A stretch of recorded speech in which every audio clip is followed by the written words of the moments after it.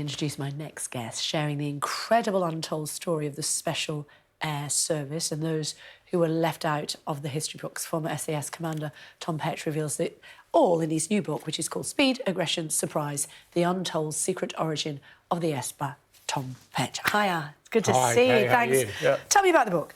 Yeah, so, well, I thought I knew this history, and I didn't. And when I researched it, I discovered that there's quite a big backstory to the creation of the SAS, particularly a character called Dudley Clark. And so when I researched the book, I took it right back to the beginning of the war, and this guy basically invented modern special forces, what we know as the SAS commandos. He invented the US Rangers. He inspired the creation of OSS, which became the CIA, and I knew none of that, even though I'd served in the military. So tell us what you've written about in the book. Tell us a little bit more about that information. Well, so Clark was a 40-year-old staff officer at the beginning of the war, and he hated the idea of the Second World War. He was dismayed by it because he'd lost a lot of friends in the First World War, and he thought that the way to win the Second World War would be something called subliminal methods. So he thought by special forces, little pinprick raids behind the lines, and deception of the enemy, we could defeat the much bigger German army.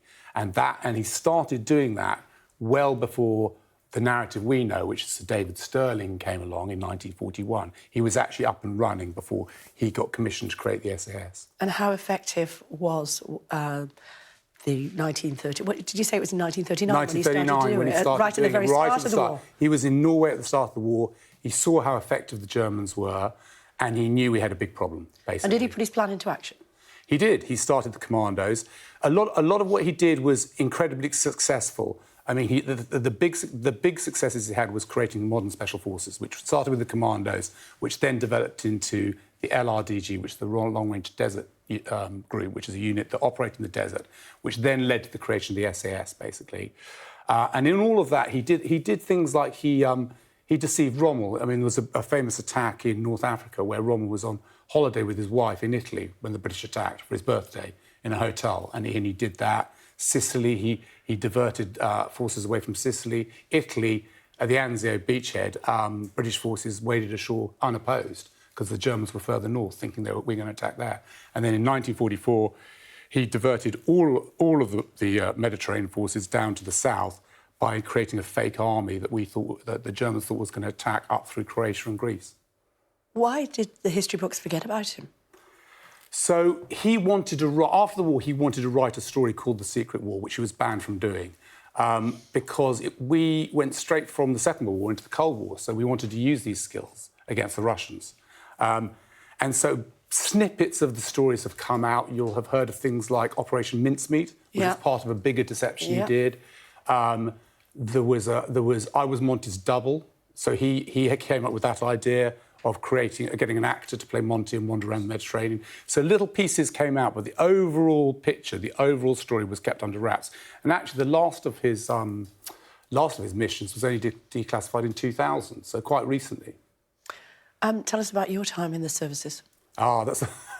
What can you tell us? Well, the good thing about this book is the disclosure rules start in 1947. So everything in this book is pre any sort of disclosure rules with official secrets. But I think one of the things that I did find was though I was a badge member of the SAS, one of the things I thought I might have had an advantage over other historians is having been in the military. A lot of what the military does is written in code. I don't mean like secret code. I mean, it's just abbreviations. If you've ever met anyone in the army, they use endless acronyms, and often reports are written in subtext, so they're quite hard to decipher if you haven't had first-hand experience of that. And I've sometimes found it was a bit like a whodunit or a jigsaw, following the little trail to see what Clark was doing and then what the SS were doing and trying to put it all together. OK, so you swerved my question, so I'm going to have to let you do that, aren't I? But let me ask you this instead, then. Why is RSAS, SBS, so feared, revered around the world? But the wish of upsetting our allies, I think it is the best special force. I think that it's very unique.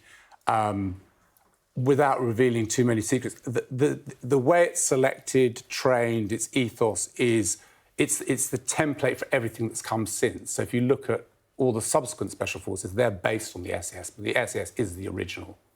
A friend of mine has just gone through the training and has thankfully been successful. He said that it either breaks you or makes you. Would you agree? Yes, I mean, it's deliberately incredibly hard. I would say there's this thing where people think that everyone in the S is a bit of a nutter or they're some sort of hitman, and they're just not, because obviously that doesn't really help you in a situation, in a war. What you want is actually quite well-balanced people who have resilience. Yeah. Do you have a thought on the situation in Ukraine at the moment? Well, actually, interestingly, I think that one of the things that they're using Clark's playbook, the playbook he wrote in this book. So they started their offensive in the Donbass with a deception and special forces operations, which is exactly what he wrote about in 1940, is that to take down a bigger force, cumbersome force like the Russian army, if you're clever about it, you can do it. And that's what he was all about, was avoiding casualties and fighting smarter. OK, book called? Speed.Aggression. Speed.Aggression, surprise, yeah. Oh, lovely. It's great to see you. That was your opportunity to pick it up and show it to us. Sorry. There you go. Too late. Out now. Lovely. Thanks very much indeed. Thanks, Kay. Thanks a lot. Bear with us 1 second, if you would, because I just want to bring the very latest...